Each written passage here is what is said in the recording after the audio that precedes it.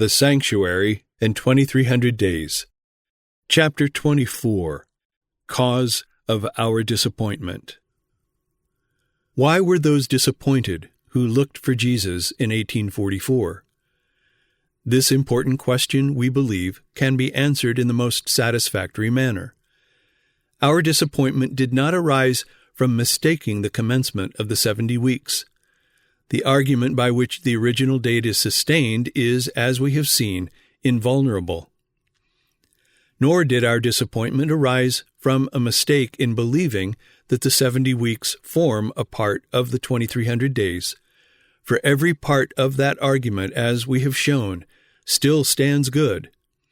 These 2 points being susceptible of the clearest proof, we were not mistaken in believing that the 2300 days would terminate in the 7th Jewish month, 1844. Neither did our disappointment arise from believing that at the end of the 2300 days, the work of cleansing the sanctuary would take place, for it is plainly stated, "Unto 2300 days, then shall the sanctuary be cleansed." But when we said that this earth, or a part of this earth, was the sanctuary, and that Christ must descend from heaven at the end of the 2300 days to purify the earth by fire, we looked for that which the Bible did not warrant us to expect. Here was the cause of our disappointment. For we have seen that there is no scriptural authority to support the view that any part of the earth is the sanctuary, or that the burning of the earth and the melting of the elements, 2 Peter chapter 3, is the cleansing of the sanctuary. By a multitude of witnesses we have proved that the tabernacle of God is the sanctuary to be cleansed, and that its cleansing is a work performed in that sanctuary with blood and not with fire. Our disappointment, then, arose from a misunderstanding of the work to transpire at the end of the days. Our evidence established 2 points. Number 1, the fact that the sanctuary should be cleansed at the end of the 2300 days, and that they should terminate in the 7th month, 1844. Number 2, the types in the example and shadow of heavenly things set before us the work of the high priest in the 7th month, that is to say, his act of passing from the holy place to the holiest of all to cleanse the sanctuary. We reasoned that as the paschal lamb, which was slain on the 14th day of the 1st month, met its antitype in the death of the Lamb of God on that day, and the offering of the firstfruits in the 16th day of that month met its antitype in the resurrection of Christ on that day, the firstfruits of them that slept, and the feast of Pentecost met its antitype on the day of its occurrence, so the cleansing of the sanctuary in the 7th month, at that time in the year when the 2300 days would end, we believed would meet its antitype at the end of that period. Could we then have understood the subject of the heavenly sanctuary, our disappointment would have been avoided. Our evidence did not prove that our high priest would descend from the holy place of the heavenly sanctuary in flaming fire to burn the earth at the end of the 2300 days. But so far from this, it did prove that he must, at that time, enter within the second veil to minister for us before the ark of God's testament and to cleanse the sanctuary.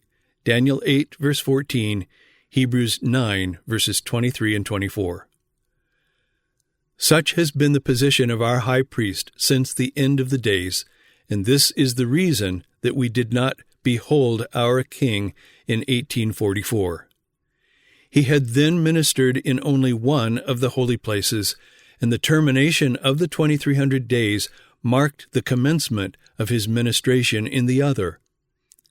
For believing in a literal sanctuary in heaven, consisting of 2 real holy places, and that our high priest, while at the Father's right hand, is a minister of both these holy places, we are ranked as spiritualizers by our enemies.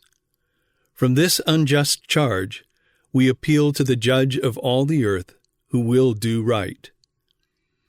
When John, who saw the door of the first apartment of the heavenly tabernacle opened at the commencement of Christ's ministry, was carried in vision down the stream of time to the days of the voice of the seventh angel, he saw the most holy place of God's temple opened. And the temple of God was opened in heaven, and there were seen in his temple the ark of his testament, and there were lightnings, and voices, and thunderings, and an earthquake, and great hail. Revelation 11, verse 19.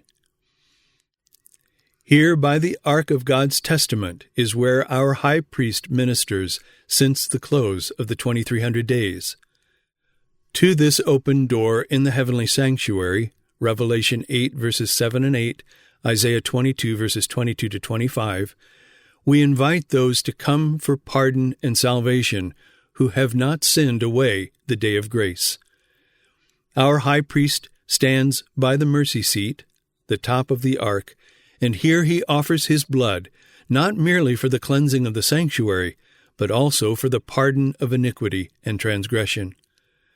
But while we call men to this open door and point them to the blood of Christ, offered for us at the mercy seat, we would remind them of the law of God beneath that mercy seat, which made the death of God's beloved Son necessary in order that guilty man might be pardoned.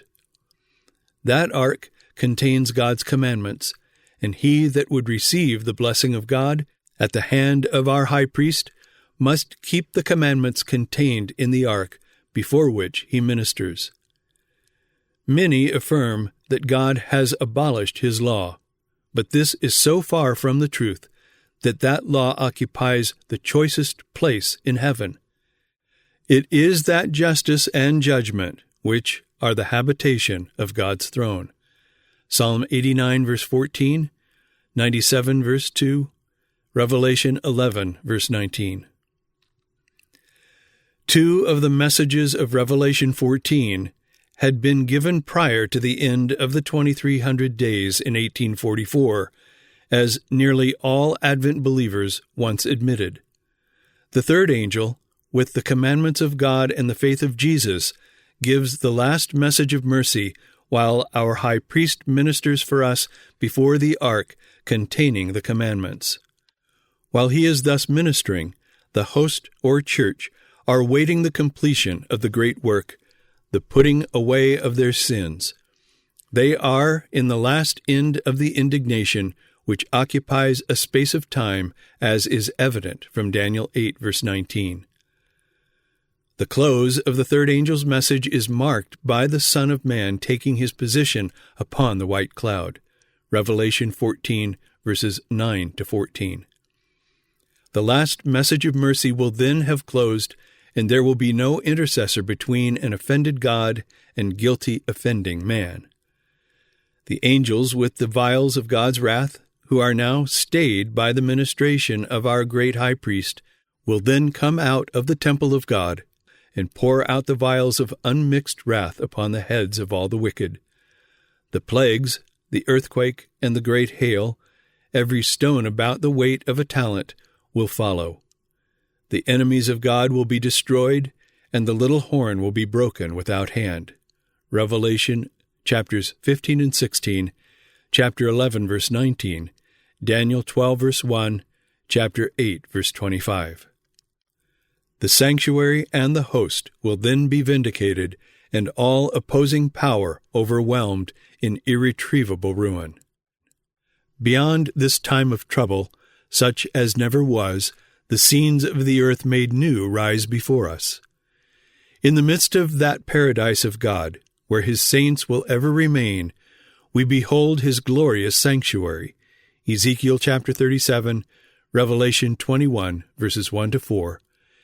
And here we leave it, content, if we may be of the number who shall serve God in that temple forever and ever. Revelation 7, verses 13 to 15. The prophetic views of Moses and of Nathan respecting God's sanctuary will then be fully realized. The Lord will reign forever and ever, and Israel will be planted, to be removed no more. Exodus chapter 15, 2 Samuel chapter 7. Reader, would you escape the things that are coming on the earth? The warning voice of the third angel points out the way. Know for yourself that you have a personal interest in that work which our high priest is consummating before the ark of God's testament. And when he shall come again, it will be without sin unto your salvation. We entreat you, heed not the voice of those who break the commandment and teach men so, for they will soon receive their reward, but rather unite with those who teach and keep them, and you will have life eternal and free admittance through the gates into the holy city.